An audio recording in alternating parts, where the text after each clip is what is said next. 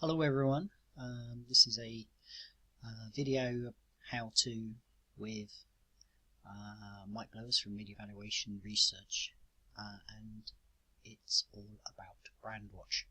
And when you log in, you'll pretty much sort of end up on this basic page, which looks like the list of dashboards, which is only one dashboard here, but this is actually not the tab you start on.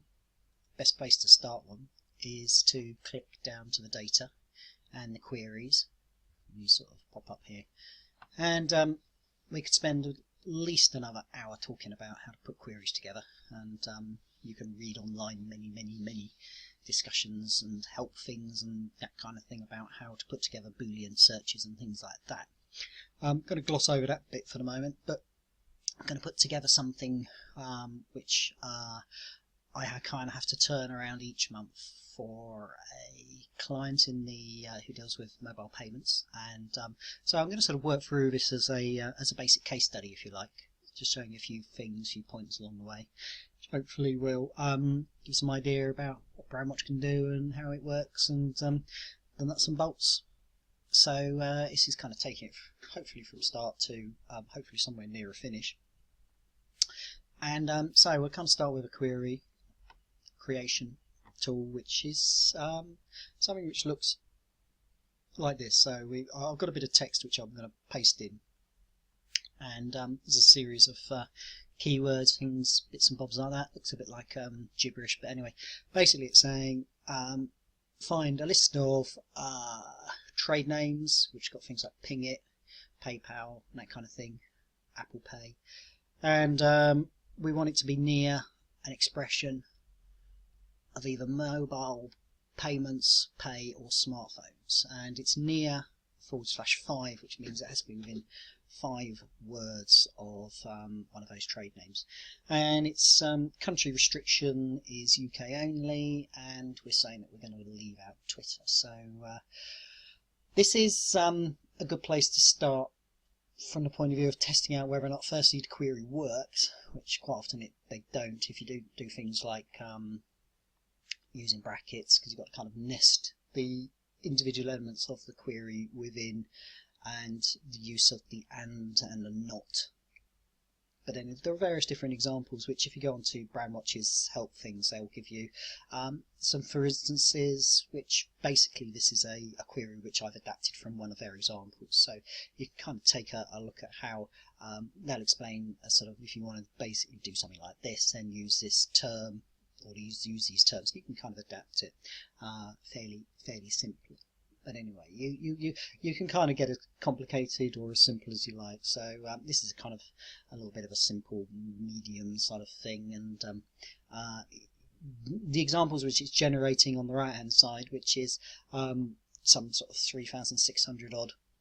It's a good way of going through, and it's particularly if it's a new query which you're putting together, go through some of these and see whether or not they basically are picking up the right thing. If you see stuff which is not relevant, then what you can do is you can start adapting the expression over here, retest the query and see whether or not you can kind of drop that stuff out of it. So it's quite useful, it's quite adaptable, it's quite easy to sort of play with, but you basically want to try and get it so that it's picking up as much stuff as you possibly can. So anyway, we'll go there, we're going to give it a basic name, so we'll just call it mobile payments, and I won't worry too much about description, but anyway, we've got some different industries which are and this kind of helps from the point of view of, if you can get these right, then it will help with when you use the auto sentiment analysis, if that's an element which you want to sort of play with. But anyway, so we're picking banking on it. I've got a load of other ones there, and something about kind of increases in volume. This is particularly good for online ongoing monitoring and things like that, but won't worry too much about that. So we'll go to next, and it just tells you roughly that you've got certain data requirements within certain sort of limits, so it just gives you an idea about whether or not you're going to sort of exceed your limits. So we're okay there, and it will create this query. So to actually view the query in a dashboard, you can press that and it will take a few minutes to start putting itself together. As you see, it's got 0% there as far as, and it's up to 34 now, so just about there. We can, once it gets somewhere near the 100, we can try refreshing the page and then see whether or not we actually get some results coming up. But anyway, you've got the tabs going along the top here, which we'll go and look at those in a second in some detail, but it's that they're kind of pre-populated but adaptable, which is the important thing about it. We've got the mentions is probably one of the places where you might spend a lot of time if you're wanting to go and sort of validate the data and make sure that the way it's classified certain things, and do some sort of, if you like, slicing and dicing.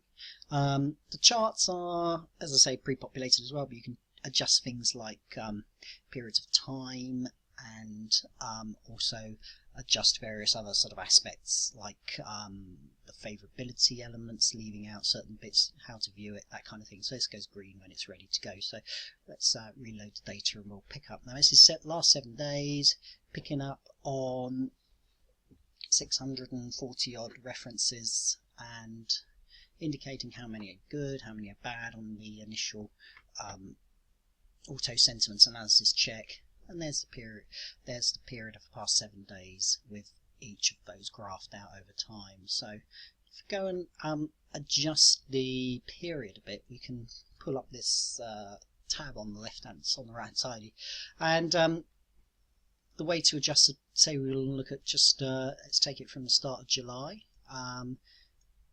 right through to the current, and take that and apply it, and you've got that kind of thing looking like. And there's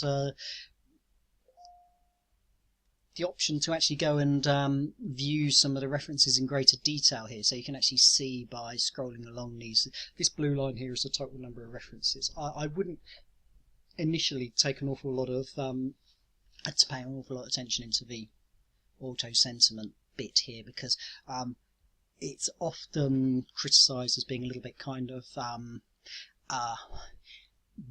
problematic as far as whether or not it's accurate. And it's a good idea, if you do want to use it, then I would suggest to you that you go to the mentions tab and pull up a selection, and a sample of them will either be about 25% of the references or 400 or so references, and use that as a sample and go back and recheck them and work your sentiment on the basis of the resulting results from that point. And maybe that's something which we can do within a later video, because at the moment I'm not able to do it, probably with the time allowing. So this is just a bit of a quick run through, but anyway, so we'll kind of put that to one side and not pay too much attention. But anyway, you've got these points here, so if we'll actually kind of show you what stuff is actually being picked up on regarding the references on that day, which was a big day. Got 440 references, and as you can see, it's something about Apple Pay. I think Apple Pay launched on that day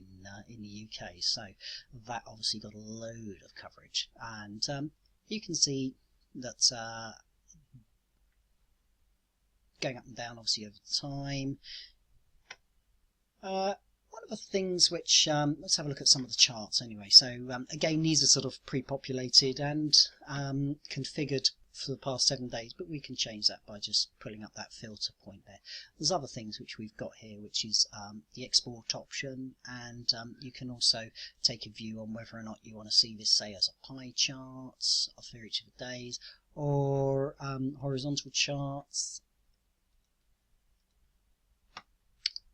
So that's taking favorability. This one is probably more relevant, and this is blocking stuff up into how much of it comes from different sources. So we've got sort of Facebook, blogs, reviews, video. Although we've got Twitter listed there, obviously there's not many Twitter references. Otherwise, it normally tends to dominate Twitter. And so anyways, that's a different thing. This is a sometimes useful tool which people will find quite useful, and this is taking the period past 7 days again, and it looks at references, key topics which are coming up, and obviously Apple is appearing pretty highly in there, but you've also got references to you can see PayPal, you can see HSBC, etc., etc. So that's quite a useful thing. Authors is a pre-populated report, which again you can adapt using the filters, and that's looking at who, if you like, are the most popular named authors of pieces within the coverage. And you got a number of references, obviously not massive in number, and it's indicating which sites they're associated their coverage with. So leading back to the actual top sites which made up the coverage. So we left out Twitter, but we've got obviously references to things like YouTube. Money Saving Expert features pretty strongly. So it's a certain amount of usual suspects you would feel would be associated with a story like this. And again, that's configurable, currently defaulting to the past 7 days, and that's listing them out in a little bit more detail. Which gives you some indication of how many references. This one in this instance is being, I think, ranked by an impact score, which is something which gives an indication of you know, how who they feel is the most influential, and giving an indication obviously of how many times they referenced, etc., etc. So that's quite an interesting. But you can work these in different ways by clicking on the top of the headings, and it will rank accordingly. So if we just want to do it by reference, by mentions, then it takes a look like that. So that's quite useful. And got some other things here, which is the blogs split up into more detail. These are just some news sites.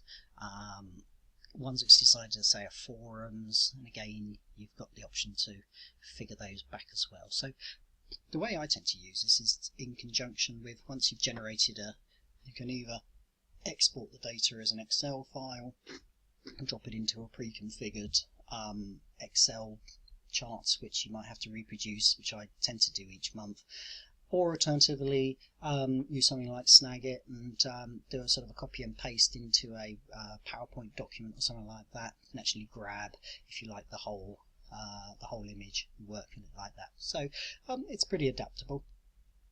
Anyway, I hope you found this of interest, and I hope that even if there's any aspects of things which you'd like me to cover differently or in greater detail, then please don't hesitate to leave a comment. Many thanks all the same.